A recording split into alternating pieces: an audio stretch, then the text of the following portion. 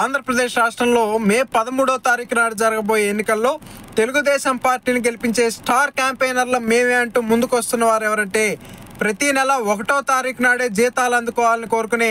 లక్షలాది మంది ప్రభుత్వ ఉద్యోగస్తులు మరియు పెన్షనర్లు, ప్రతి నెల నిరుద్యోగ భృతి కోరుకునే లక్షలాది మంది నిరుద్యోగ యువత, ప్రతి నెల 4,000 రూపాయల పింఛను కావాలని కోరుకునే లక్షలాది మంది అవ్వాతాతలు,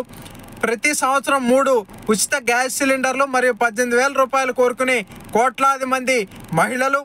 తమ ఆస్తి పత్రాల మీద, పాస్ పుస్తకాల మీద జగన్మోహన్ రెడ్డి ఫోటో కానీ పెత్తనం కానీ ఉండటానికి ఇష్టపడని కోట్లాది మంది రైతులు, 20 లక్షల ఉద్యోగాలు కోరుకుని ఆంధ్రప్రదేశ్ రాష్ట్ర యువత, కరెంటు ఛార్జీలు, ఆర్టీసీ ఛార్జీలు, ఆస్తి పన్ను బాధుడితో విసిగెత్తిపోయిన కోట్లాది మంది బాధితులు వీరందరూ కలిసి చేయి కలిపి చంద్రబాబు నాయుడు గారిని ముఖ్యమంత్రి చేయడానికి సన్నద్ధంగా ఉన్నారని ఈ సందర్భంగా నేను తెలియజేస్తున్నాను. ఆంధ్రప్రదేశ్ రాష్ట్రంలో మే 13వ తారీఖు నాడు జరగబోయే ఎన్నికల్లో తెలుగుదేశం పార్టీని గెలిపించే స్టార్ క్యాంపెయినర్ల మేమే అంటూ ముందుకొస్తున్న వారు ఎవరంటే ప్రతి నెల 1వ తారీఖు నాడే జీతాలు అందుకోవాలని కోరుకునే లక్షలాది మంది ప్రభుత్వ ఉద్యోగస్తులు మరియు పెన్షనర్లు,